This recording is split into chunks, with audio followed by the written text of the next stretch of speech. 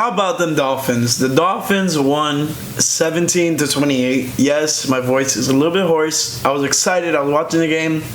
Great game by the Miami Dolphins. First half was amazing. Second half was just like, all right, let's get this over with. Let's get out of here with the win. So, nonetheless, we're going to go into some stats right now. Jared Goff went 35 for 61 on 355 yards, 1 touchdown, 2 interceptions, 2 sacks for a loss of 15 yards. Not a great game for Jared Goff. Tua, he went 12 for 22, 93 yards, 1 touchdown, 1 sack for a loss of 3 yards. That's about it. Tua, let's talk about Tua real quick. Tua did not have a great game. Did he have a horrible game? No. The team is what happened. The team, defensively, special teams, is what secured the win for the Miami Dolphins. We had 2 touchdowns on defense, 1 touchdown on special teams, another touchdown on offense. So, all in all, great team win. Did Tua perform amazing on his first game? Absolutely not. But did he do horrible?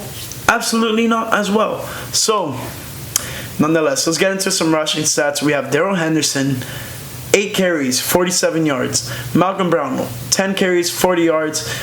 Cam Akers, 9 carries, 35 yards. Robert Woods, 2 carries, 9 yards, and a touchdown. Obviously, they came off of the Tua fumble in the red zone. We'll talk about that later. Myles Gaskin, 18 carries, 47 yards, and a touchdown. Not a good game, but he got in the end zone. That's all that matters.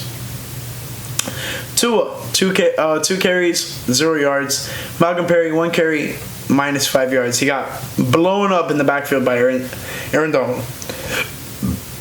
Receiving, Cooper Kupp, 11 receptions, 110 yards,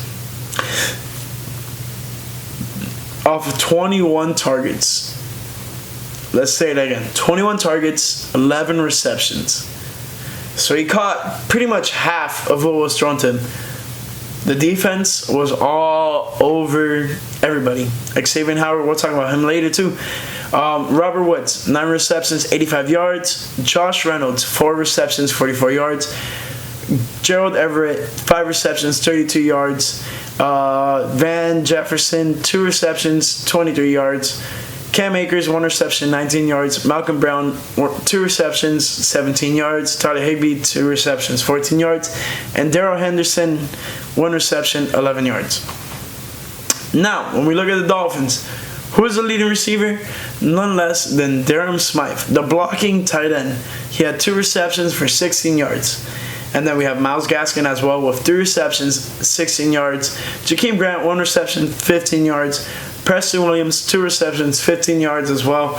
And then Isaiah Ford, 1 reception, 10 yards. Malcolm Perry, 1 reception, 10 yards. Mike Gesicki, 1 reception, 8 yards. Devontae Parker, 1 reception, 3 yards, and a touchdown. And then also Adam Shaheen got targeted once. Wasn't a good play that he got targeted on. Fumbles. We'll talk about fumbles right now. Troy Hill, he recovered a fumble, and so did Leonard Floyd. And then Jared Goff fumbled twice. He lost both of them. And then Nisimba Webster, he had fumbled and he recovered it as well. Now, Dolphins, Calvin Noy recovered a fumble. Andrew Van Ginkel recovered a fumble. Myles Gaskin, he fumbled once and he lost it. Unfortunately, he was close kind of to scoring. Tua also got a fumble and he lost it. Unfortunate play. Tua was cocking back to throw, empty set, no one in the backfield with him, and Aaron Donald just got his hand on the ball right before he went to go with the forward motion, and ball popped out. It happens. Is it bad? Yeah, but it works. I mean, it happened, and the end result is not horrible. Defensively, let's talk about the Rams. Mika Kistner had 6 total tackles, 1 solo. Sebastian Joseph Day had 5 total tackles, 3 solo. Aaron Donald, 4 total tackles, 3 solo, and a sack, tackle for a loss, And then Troy Hill, he had 4 total tackles, 3 solo. And then we're going to just rattle off the important stats. We have Kenny Young, 1 pass deflection, as well with Taylor Rapp. And let's go. Darius Williams, he had 1 pass deflection. And then we're going to go all the way down to the list. Michael Brockers, he had 1 QB hit. That was on the strip sack that Aaron Donald got. And then also Leonard Floyd, he also had a QB hit. Besides that, not that great of a game from the Rams defensively. Now, when you look at the Dolphins, Jerome Baker led the Dolphins with tackles with 13 total tackles, 5 solo, 1 pass deflection, and 1 QB hit. So Jerome Baker obviously was all over the field. Next, we have Nick Needham, 10 total tackles, 5 solo, and then Cal Van Noy, 9 total tackles, 5 solo, 2 pass deflections, as well with Xavier Howard. He had 7 total tackles, 6 solo, and 2 pass deflections. Eric Rowe had 7 total tackles, 5 solo, and then 5 pass deflections. Eric Rowe was doing his work. Christian Wilkins, 5 total tackles, 3 solo, 1 pass deflection. And then we're going to rattle off into some important stats. Zach Sealer had 3 QB hits. Also, we had Shaq Lawson with 1 sack and also 2 QB hits. Andrew Van Ginkel had a pass deflection and a QB hit and a touchdown. So, Andrew Van Ginkel tipped the ball, couldn't come down with it. And then later on in the game, fumble, he recovers it, takes it to the crib.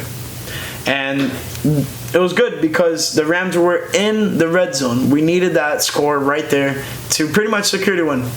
After that, we have Emmanuel Ogbell with 1 sack, 1 pass deflection, and 1 QB hit. And also, Jakeem Grant had a touchdown. Defensively, special teams. We'll talk about that now. Now, the Rams did not get a single interception. But who got an interception? Christian Wilkins got an interception for return for 8 yards. And then also Eric Rowe got an interception for 4 yards. Xavier Howard could not, unfortunately, get on this list today because he couldn't come down with the interception. He had a good pass deflection, but it did not end up being an interception. Kick returns. Nipsel Webster had 1 return for 5 yards, and Xavier Jones had 1 return for 4 yards. Jakeem Grant on kick returns had 1 return for 45 yards. And then on punt returns, Nipsel Webster had 3 returns, 7 yards. Not much going on there. But Jakeem Grant had 1 return for 88 yards and a touchdown.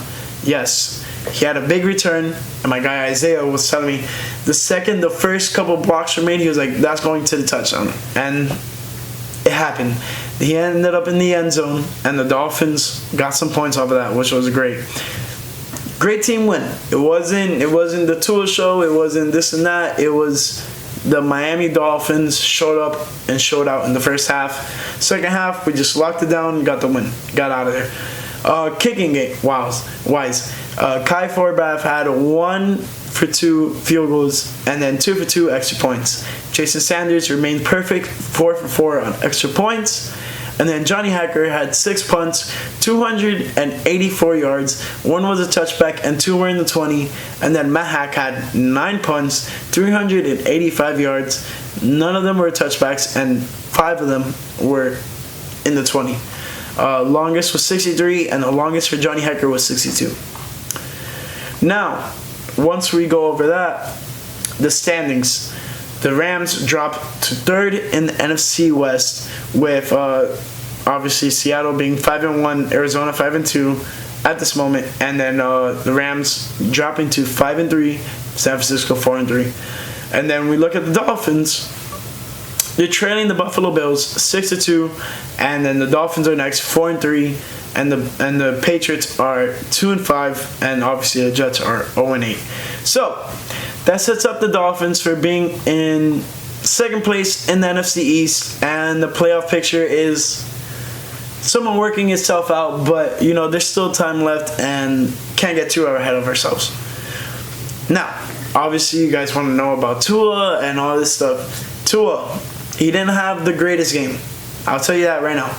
He didn't throw an interception, but he did fumble the ball off of, obviously, Aaron Donald tipping the ball before he went in the forward motion, obviously with the left hand, not the right hand.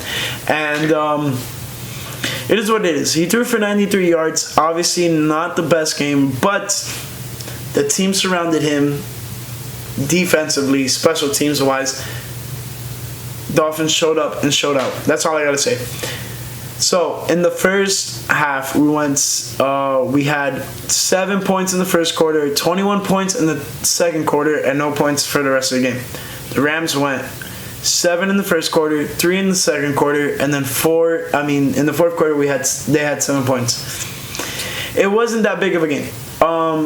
Obviously the first half was very good. I would say it kind of dragged on a little bit. It was quite a while, but it is what it is. The Dolphins ended out with having a win. That's all that matters. So, for the Miami Dolphins, next week they face the Arizona Cardinals, and you know you're tuning in. They're going to be playing against Kyler Murray and that Arizona Cardinals offense. The game is going to be at 4:25 p.m. and it's going to be on CBS, and it's going to be interesting.